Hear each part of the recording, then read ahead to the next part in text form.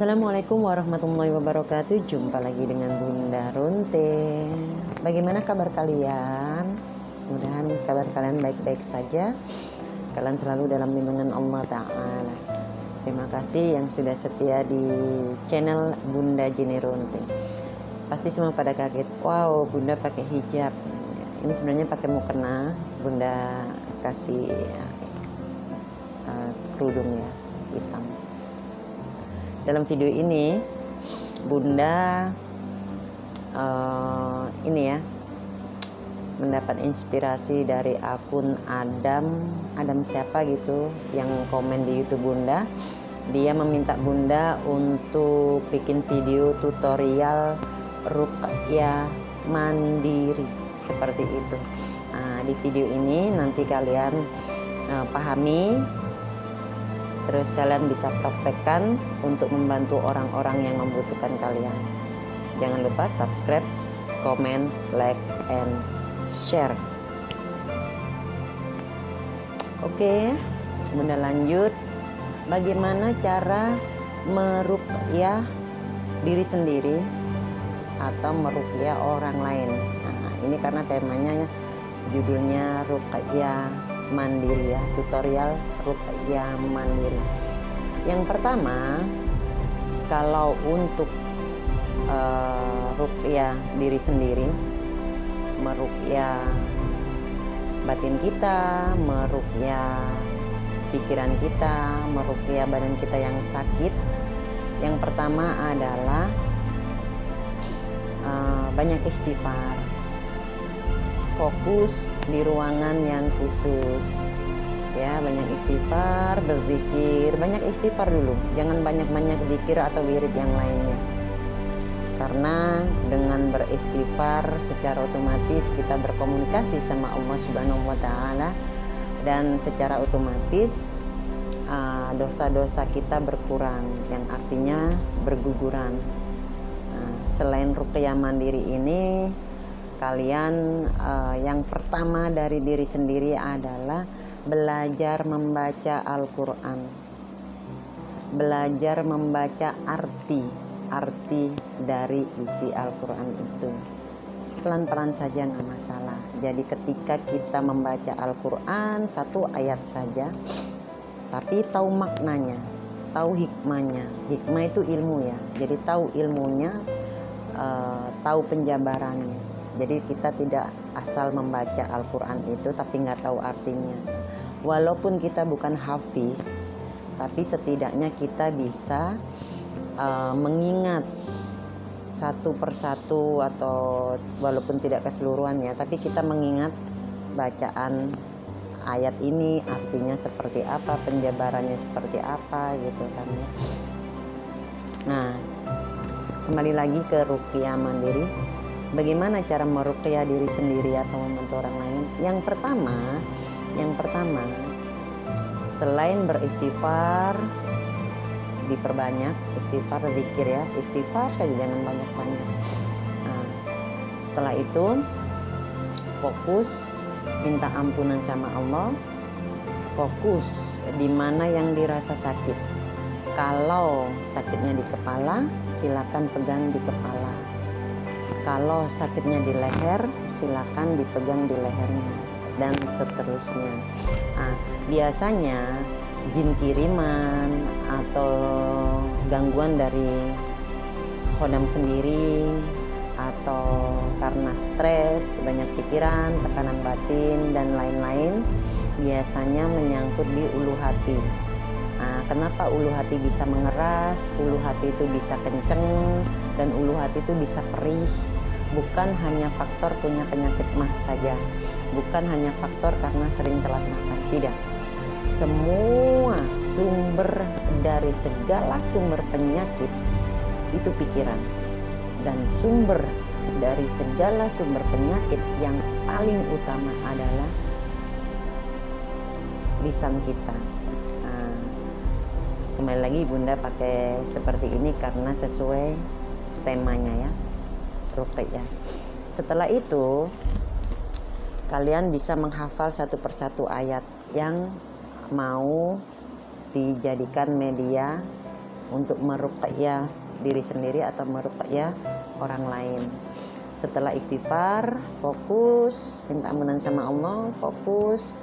Setelah itu kalian baca surat Al-Ikhlas dulu. Pelan-pelan baca surat Al-Ikhlas, nikmati Al-Ikhlas.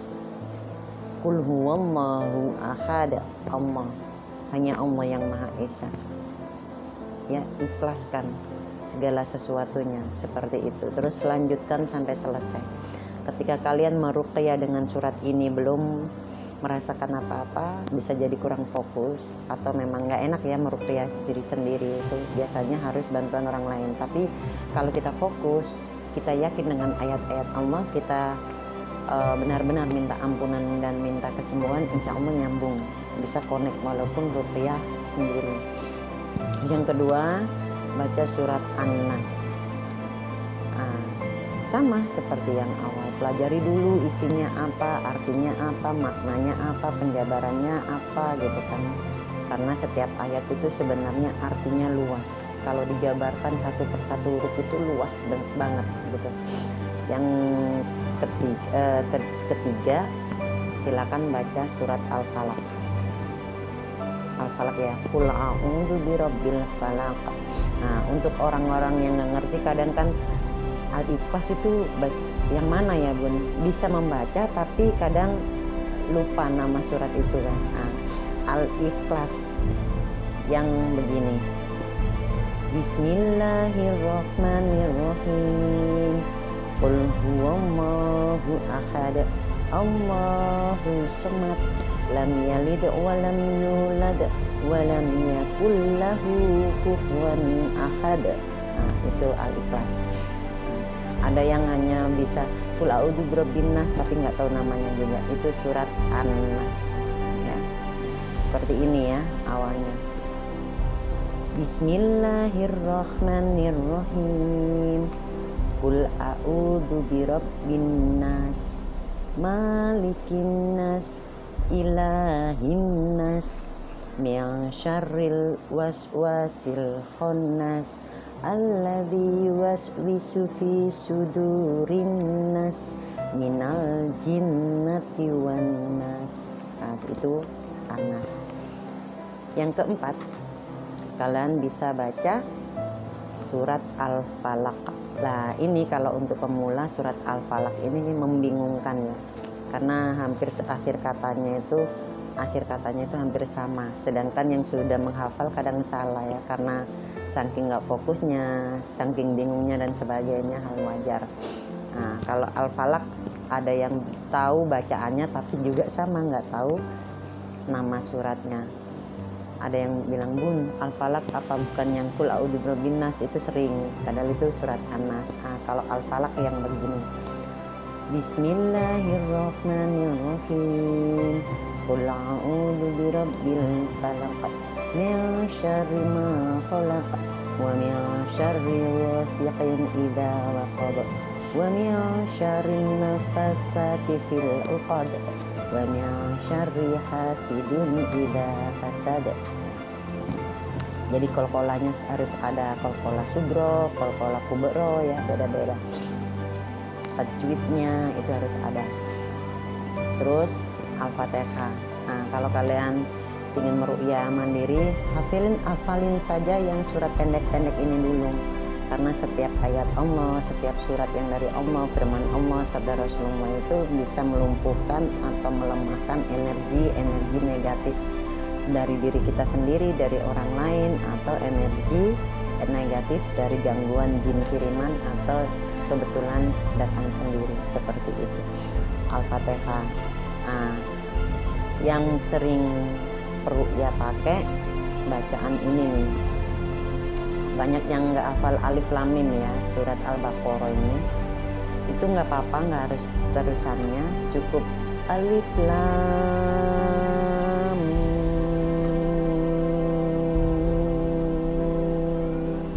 Nah, itu sudah cukup buat ruqyah. Dengan nada suara yang diulang-ulang, insya Allah jin itu juga nggak tahan mendengar satu kata ini, satu ya dari alif lam mim. Alif Lam Mim ini artinya luas, meliputi langit dan bumi. Dzalikal kitabul la raiba fi hudal lil muttaqin. Itu lanjutin ya. Jadi nggak harus sampai selesai Al-Baqarah itu. Cukup baca yang kalian tahu saja. Nah, kemudian baca ayat kursi ini berulang-ulang. Ayat kursi ini yang artinya singgasana Allah, kursi ajaib Allah, kursi kegagahan Allah. Kalau kalian paham, seperti yang ada di video-video Bunda kan selalu baca itu ya. Bismillahirrahmanirrahim. Allahu la ilaha illa huwal hayyul qayyum la ta'khudhuhu sinatun wa la nawm lahum ma fis samawati wa ma fil ard man dzal ladzi yashfa'u indahu illa bi'idzni ya'lamu ma baina aydihim wa ma khalfahum wa la yuhituna bi syai'in min ilmihi illa bima syaa wa syi'a kursiyyuhus samawati wal ard wa la ya'uduhu hifdzuhuma wa huwal 'aliyyul 'azim. Ini luas banget. Tidak ada satu jin yang bisa kuat ketika kita membaca ayat kursi ini. Kalau surat-surat yang lainnya, jin yang ilmunya tinggi dan penghafal Al-Quran kadang masih mentertawakan diri kita waktu baca itu, karena iblis jin ini sebenarnya penghafal Al-Quran, jangan salah. Kecuali jin atau iblis yang tidak mengakui Allah ya.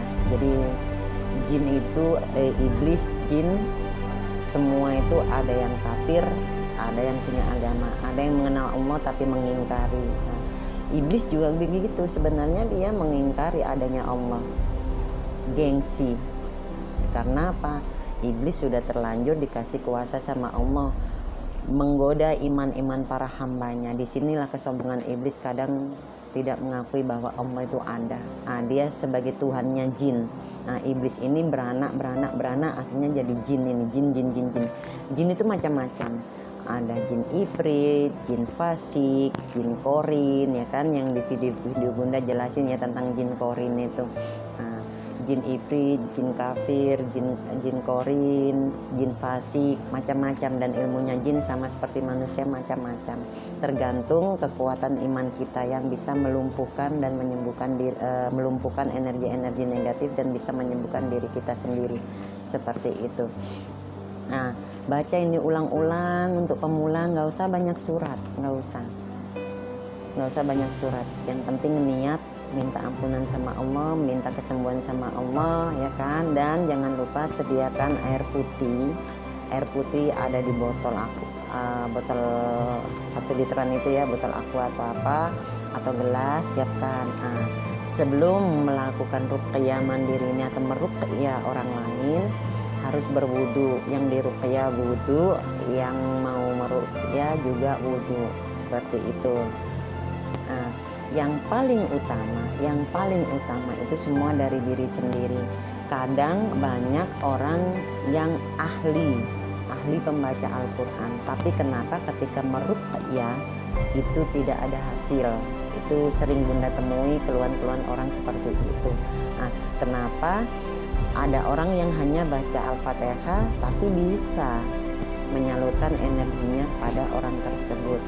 Kembali lagi, karena keikhlasan kita, karena yang paling utama kalau menjadi peruqyah adalah maaf kata, bukan riak ya, bukan riak. Bunda kan sudah hafal Al-Quran 7 kali ya, sebenarnya yang ke-8 kalinya itu sudah, cuman Bunda ada keraguan karena di situ Bunda mengalami cobaan dan ujian sama Allah, yang Allah sangat sayang sama Bunda. Jadi paling utama yang didahulukan adalah kita harus khatam Al-Quran dulu, memahami isi Al-Quran. Kalau Bunda kan alhamdulillah sudah khatam 7 kali, yang ke-8 masih ragu, seperti itu. Nah, selain doa-doa yang Bunda kasih ke kalian ini tadi, terus air putih, ada banyak macam obat untuk menetralisir jin kiriman atau jin nyasar, santet, pelet, guna-guna. Ketika di ruqyah itu dengan bacaan-bacaan itu masih kambuh lagi, ada obat yang harus diminum juga. Yang pertama, teh herbal dari daun bidara. Yang kedua, buah kurma tapi kurma najwa. Warnanya hitam, pekat seperti arang, rasanya kayak jamu. Aromanya tidak seperti kurma yang biasa.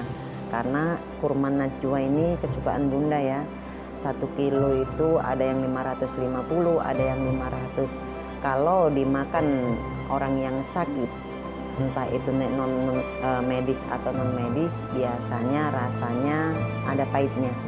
Tapi ketika kalau yang makan itu orang biasa-biasa, normal, itu rasanya jamu. Seperti Bunda, entah ya lidah kalian sama Bunda sama enggak, itu aroma dan rasanya itu seperti jamu, nggak ada manisnya, warnanya hitam pekat, nggak ada coklatnya sama sekali. Itu kurma najwa yang asli. Kalau beli kalian jangan yang sudah dibuka timbangan, jangan ya, harus yang masih segelan, yang asli masih dari Mekah, masih segelan. Itu hitam pekat tanpa campuran, nggak ada lengketnya. Itu najwa yang asli. Setelah itu daun bidara bisa kalian beli bibitnya, ditanam sendiri atau gimana, atau langsung ada kapsul daun bidara. Nah, terus habis gitu fungsi bunga melati juga. Fungsi bunga melati ini jangan salah, banyak yang terlalu menilai bunga melati identik dengan mistis-mistis, ya kan, musyrik dan sebagainya. Tidak. Bunga melati jika dicampur sama kurma najwa ini, kurma najwanya 7 butir, bunga melatinya terserah selera, lalu di blender dicampur dengan teh tawar bisa, atau teh yang sudah dari bahan daun bidara. Nah itu bisa di blender, bisa diminum, jangan terlalu kental, bisa diminum, atau kalau sudah kental sehari 3 sendok makan, setelah makan atau sesudah boleh, seperti itu. Nah doa-doa yang tadi boleh kalian tambahi, sebut nama Allah, ya kan, sebut nama Rasulullah, bersolawat, seperti itu. Nah, karena satu perlu diingat, tidak semua jin itu gampang dan mudah kita lumpuhkan dengan bacaan surat-surat untuk ruqyah ya. Karena kembali lagi Bunda bilang, ada ilmu yang kita tidak tahu yang dimiliki iblis sama jin ini, kenapa mereka bisa kuat seperti itu. Nah, tapi biasanya kalau memang peruqyahnya itu lidahnya benar-benar lidah pecinta Rasulullah, lidah pecinta memuji Allah, ya kan, jarang memfitnah, jarang ghibah dan sebagainya, jauh-jauhnya dari hal keburukan, insya Allah itu cepat energinya ke orang yang diruqyahnya. Contoh, Bunda seperti kalian lihat ya kan, Bunda hanya membaca sepilih-sepilih saja. Nah, ketika lisan kita sudah diamanai sama Allah, bisa menyembuhkan orang dengan suara kita, ya kun fayakun, semua atas kehendak Allah, seperti itu. Nah, mudahan dari sini kalian paham. Bunda sedikit berbagi sesuai request dari akun Adam yang meminta Bunda bikin video tutorial ruqyah mandiri. Mudahan manfaat. Jika belum jelas silakan seperti biasanya bertanya lewat komen di bawah. Jangan lupa banyak istighfar, tetap berhusnuzon, belajar sabar, ikhlas, pasrah, abaikan yang tidak penting, jauhi orang-orang yang merugi, doakan saja mereka. Oke. Salam GSD. Assalamualaikum warahmatullahi wabarakatuh.